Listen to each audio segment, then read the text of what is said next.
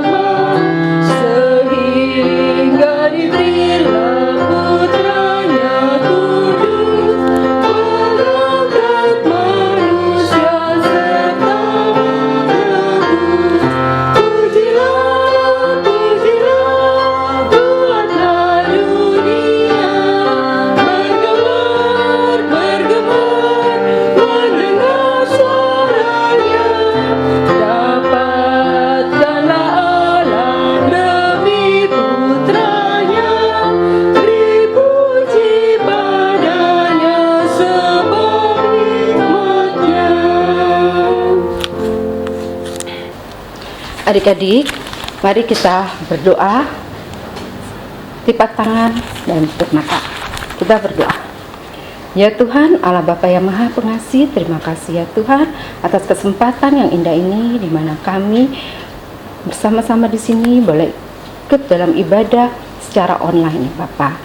Bapa, kiranya Kau memberkati ibadah kami ini dari awal pertengahan hingga akhirnya, dan kuasailah kami dengan Roh Kudus-Mu sehingga kami dapat mengikuti ibadah ini dan dapat mendengarkan firman Tuhan dan melakukannya di dalam kehidupan kami. Berkatilah juga kakak Ari yang akan menyampaikan firman Tuhan pada pagi ini. Terima kasih ya Bapa, di dalam nama anak Yesus Kristus kami berdoa. Amin. Adik-adik, kita menyanyi lagi dari Kidung Muda-Mudi ayat 105 bait yang pertama. Tuhan, ajarkanlah kehendak-Mu.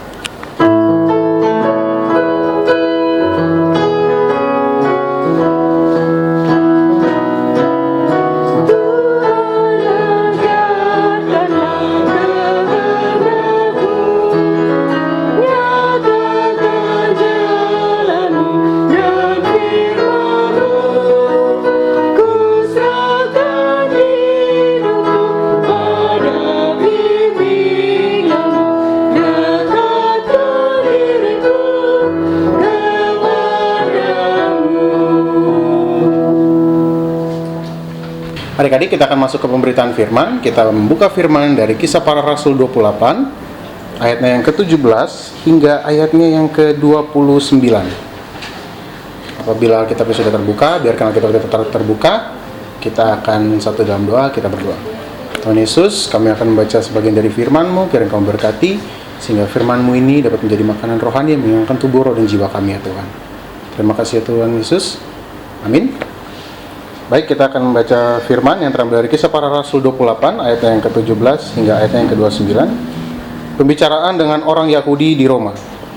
3 hari kemudian Paulus memanggil orang-orang terkemuka bangsa Yahudi, dan setelah mereka berkumpul, Paulus berkata, "Saudara-saudara, meskipun aku tidak berbuat kesalahan terhadap bangsa kita atau terhadap adat istiadat nenek moyang kita, namun aku ditangkap di Yerusalem dan diserahkan kepada orang-orang Roma. Setelah aku diperiksa, mereka bermaksud melepaskan aku, karena tidak terdapat suatu kesalahan pun padaku yang setimpal dengan hukuman mati. Akan tetapi orang-orang Yahudi menentangnya, dan karena itu terpaksalah aku naik banding kepada Kaisar. Tetapi bukan dengan maksud untuk mengadukan bangsaku. Itulah sebabnya aku meminta supaya aku melihat kamu dan berbicara dengan kamu, sebab justru karena pengharapan Israel lah aku diikat dengan belenggu ini." Akan tetapi mereka berkata kepadanya, "Kami tidak menerima surat-surat dari Yudea tentang engkau, dan juga tidak seorang pun dari saudara-saudara kita datang memberitakan apa-apa yang jahat mengenai engkau. Tetapi kami ingin mendengar dari engkau bagaimana pikiranmu, sebab tentang mazhab ini kami tahu bahwa di mana-mana pun ia mendapat perlawanan." Lalu mereka menentukan suatu hari untuk Paulus. Pada hari yang ditentukan itu, datanglah mereka dalam jumlah besar ke tempat tumpangannya. Ia menerangkan dan memberi kesaksian kepada mereka tentang kerajaan Allah, dan berdasarkan hukum Musa dan kitab para nabi, ia berusaha meyakinkan mereka tentang Yesus. Hal itu berlangsung dari pagi sampai sore. Ada yang dapat diyakinkan oleh perkataannya, ada yang tetap tidak percaya. Maka bubarlah pertemuan itu dengan tidak ada kesesuaian di antara mereka. Tetapi Paulus masih mengatakan perkataan yang satu ini. Tepatlah firman yang disampaikan Roh Kudus kepada nenek moyang kita dengan perantaraan Nabi Yesaya. Pergilah kepada bangsa ini dan katakanlah, kamu akan mendengar dan mendengar, namun tidak mengerti. Kamu akan melihat dan melihat, namun tidak menanggap. Sebab hati bangsa ini telah menebal dan telinganya berat mendengar, dan matanya melekat tertutup, supaya jangan mereka melihat dengan matanya dan mendengar dengan telinganya dan mengerti dengan hatinya, lalu berbalik sehingga aku menyembuhkan mereka. Sebab itu kamu harus tahu bahwa keselamatan yang daripada Allah ini disampaikan kepada bangsa-bangsa lain, dan mereka akan mendengarnya. Dan setelah Paulus berkata demikian, pergilah orang-orang Yahudi itu dengan banyak perbedaan paham antara mereka. Demikianlah firman Tuhan. Haleluya. Haleluya. Haleluya.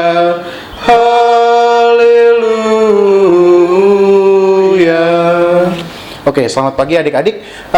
Latar belakang dari kisah yang kita baca pada pagi hari ini adalah, coba kita mereview dulu bahwa Paulus itu adalah seorang yang pada masa lalunya adalah orang yang paling menentang ajaran Tuhan. Atau dia dapat dikatakan dia bisa membunuh orang-orang yang percaya kepada Tuhan Yesus. Namun di dalam kisah hidupnya sendiri, Paulus pada akhirnya berbalik dari namanya Saulus diubah menjadi Paulus. Dalam konteks pembacaan kita pada pagi hari ini, Paulus menerima banyak sekali tantangan dalam hal dia menyebutkan yang namanya kebenaran. Dalam kehidupan kita sehari-hari mungkin kita juga ngerasa ya adik-adik ya, kalau kebenaran itu sebenarnya bisa kita ungkapkan dengan sangat cepat, kita bisa ungkapkan dengan lantang, tapi kita tahu bahwa saat kita berbicara tentang kebenaran, yang kita dapat pasti yang pertama dijauhin oleh teman, kita dikucilkan oleh lingkungan kita. Bahkan banyak orang yang akan menimbulkan cerita-cerita yang tidak baik tentang kita agar mengajak orang lain supaya tidak mendengarkan kebenaran yang kita sampaikan. Tentunya ini sama dengan yang terjadi pada Paulus. Paulus berbicara tentang Yesus Kristus di hadapan bangsanya sendiri, bangsa Israel, bangsa Yahudi yang disayangkan oleh Tuhan. Tetapi beberapa dari mereka tidak percaya dengan perkataan dari Paulus, sehingga mereka, bahasa trennya sekarang bisa dibilang mereka membuat hoax agar Paulus ini mendekap di penjara selama kurang lebih 2 tahun. Lalu mereka pun terus melakukan fitnah itu, sampai pada akhirnya Paulus harus dihukum mati oleh bangsanya sendiri. Ketika Paulus mengetahui bahwa dia harus dihukum mati, hal yang pertama dia lakukan adalah dia naik banding. Naik banding itu lebih kepada membela diri, memberikan pembelaan diri sebenarnya. Pembelaan diri ini tujuannya bukan untuk membuat agar bangsa Israel itu salah lalu mereka lah yang dihukum. Tapi pembelaan diri ini adalah untuk mengajak mereka mengetahui kebenaran yang ada. Sehingga pada akhirnya bangsa Israel pun pada akhirnya bisa mengerti bahwa kebenaran yang disampaikan oleh Paulus ini adalah tentang keselamatan. Tentang keselamatan bangsa Israel sendiri, bagaimana mereka harus menjalani hidup yang benar agar mereka dapat diselamatkan oleh Tuhan Yesus. Ada 3 hal yang sangat menarik yang bisa kakak tangkap pada pembacaan kita pada pagi hari ini. Yang pertama adalah bagaimana kebenaran itu harus diungkapkan setiap waktu adik-adik. Pastinya kita suka menemukan hal-hal yang tidak benar di sekitar kita, baik di sekolah, kehidupan sosial kita, bahkan kita lihat hal-hal yang di media sosial ya. Kalau kita lihat di media sosial tuh banyak sekali ya menimbulkan isu-isu yang membuat kita akhirnya tahu bahwa hal itu sebenarnya benar, tapi dikemas dengan baik supaya itu jadi terlihat tidak benar. Mari kakak mengajak adik-adik untuk bisa memilah-memilah dulu mana yang benar dan mana yang tidak. Karena percayalah adik-adik, kebenaran itu sebenarnya adalah hal yang baik. Walaupun kadang-kadang kalau mau bicara soal kebenaran, aduh banyak pertimbangannya nih, kita bisa dijauhin dan segala macam. Yang kedua, saat kita berjalan di jalan yang benar, saat kita ingin sekali mengutarakan kebenaran, yang namanya tantangan itu pasti ada.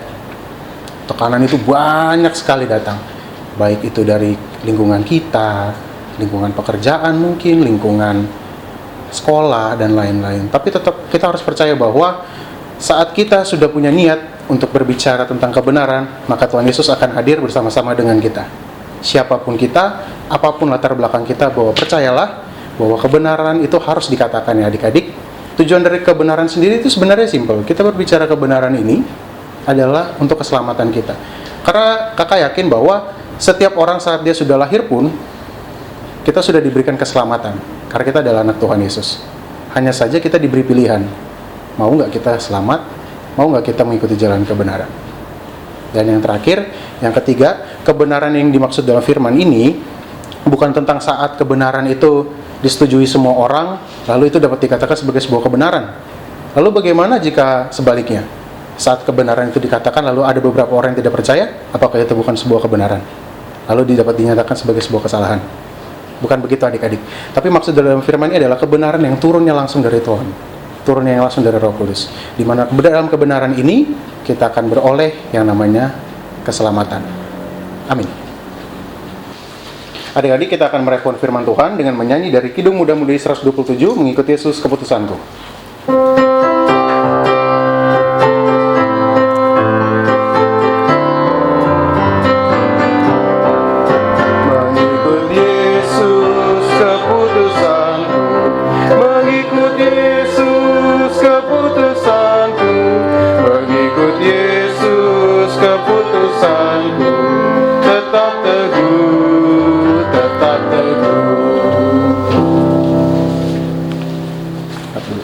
Adik-adik, kita akan masuk ke dalam doa syafaat. Mari kita bersatu dalam doa. Kita berdoa. Tuhan Yesus yang baik, terima kasih ya Tuhan, karena pagi hari ini kami masih dapat dikumpulkan kembali. Walaupun kami beribadah di rumah kami masing-masing, tapi kami yakin dan percaya bahwa kami tetap bisa menjalankan ibadah kami dengan baik. Bapa, dalam rangkaian doa syafaat ini, kami mau berdoa untuk bangsa dan negara kami ya Tuhan. Kiranya Engkau memberkati agar isu-isu yang berada di negara kami ini ya Tuhan, isu yang juga selalu ada di seluruh dunia, yaitu COVID-19 dapat segera berakhir ya Tuhan, sehingga kami semua dapat berkumpul kembali, kami semua dapat menjalankan aktivitas kami dengan baik, dan kami dapat bersosialisasi kembali dengan teman-teman kami ya Tuhan. Kami juga mau berdoa untuk gereja-gereja yang ada di muka bumi ini ya Tuhan, terutama gereja kami, gereja GPIB Harapan Indah. Ya Tuhan, sampai hari ini kami belum dapat beribadah dengan baik di gereja kami, karena masih ada peraturan-peraturan yang harus kami ikuti. Tetapi kami yakin dan percaya Tuhan, peraturan ini dibuat semata-mata untuk kesehatan kami semua, dan kami yakin dan percaya walaupun kami terpisah dengan satu dengan yang lain, kami tetap dapat beribadah dengan baik setiap minggunya. Dan juga kepada teman-teman kami yang sakit ya Tuhan, baik ada di rumah sakit maupun yang ada di rumah, Engkau mau menjamah mereka ya Tuhan, Engkau mau menyembuhkan mereka agar mereka dapat kembali menjalankan aktivitas mereka masing-masing. Tuhan, berkatilah kami dalam kegiatan sekolah kami, kiranya Engkau memberkati sehingga kami tetap dapat mengikuti pelajaran kami dan kami dapat mendapatkan hasil yang baik. Berkati keluarga kami, berkati ayah, ibu, dan adik-adik kami maupun kakak kami. Kiranya Engkau memberkati kami semua agar kami semua tetap sehat dan dapat tetap menjalankan aktivitas kami dengan baik. Ya Tuhan, doa yang jauh dari sempurna ini akan Kusatukan dengan doa Bapa kami. Bapa kami di surga, dikuduskan nama-Mu, datanglah kerajaan-Mu, jadilah kehendak-Mu di bumi seperti di surga. Berikanlah kami pada hari ini makanan kami yang secukupnya, dan ampunilah kami kesalahan kami, seperti kami juga mengampuni orang bersalah kepada kami. Dan janganlah bawa kami ke dalam pencobaan, tetapi lepaskanlah kami daripada yang jahat. Karena Engkaulah yang punya kerajaan dan kuasa dan kemuliaan sampai selama-lamanya.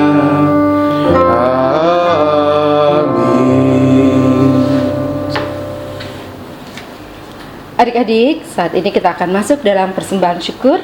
Adik-adik siapkan persembahan syukur adik-adik untuk adik-adik nanti bawa ke gereja atau minta tolong orang tua adik-adik untuk bawa ke gereja. Mari sebelumnya kita nyanyi dari Kidung Muda-Mudi 161 bait yang pertama, dan setelah persembahan dijalankan, bait yang kedua kita nyanyikan.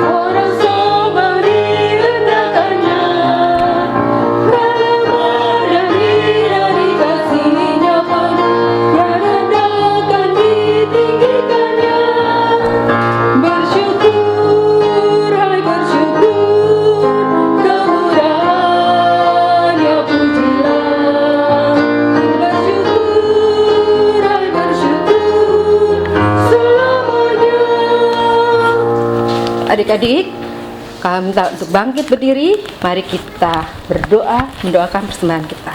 Kita satu di dalam doa. Terima kasih ya Tuhan Yesus, Allah Bapa yang Maha Pengasih. Kami datang kembali di sini ya Bapa. Kami mendoakan persembahan syukur kami ini. Tuhan berkati persembahan syukur kami yang semuanya berasal daripadamu ya Bapa. Dan berkatilah persembahan kami ini semua dapat dipakai dan berguna untuk pelayanan, hormat dan kemuliaan dan pelayanan ya Bapa. Terima kasih di dalam nama anak Yesus Kristus. Amin. Adik-adik sekalian, saya undang bangkit berdiri. Kita akan menyanyikan lagu penutup yang terambil dari Kidung Muda-Mudi 125, Hidup yang Jujur. Kita akan menyanyikan bait yang pertama saja.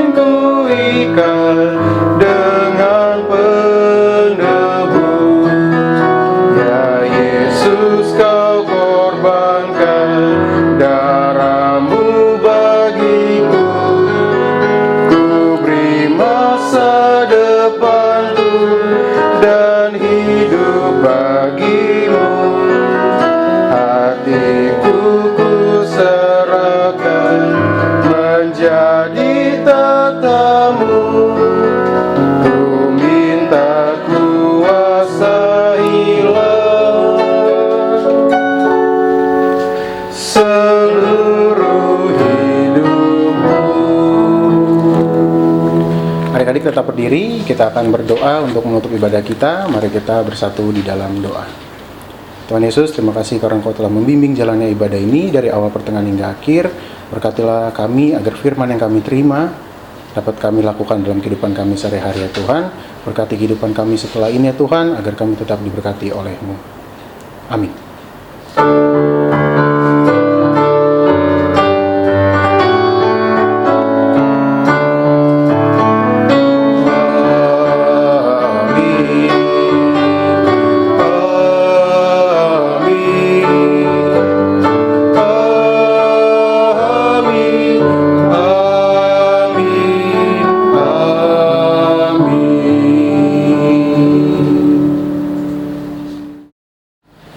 Ibadah selesai, selamat hari Minggu adik-adik.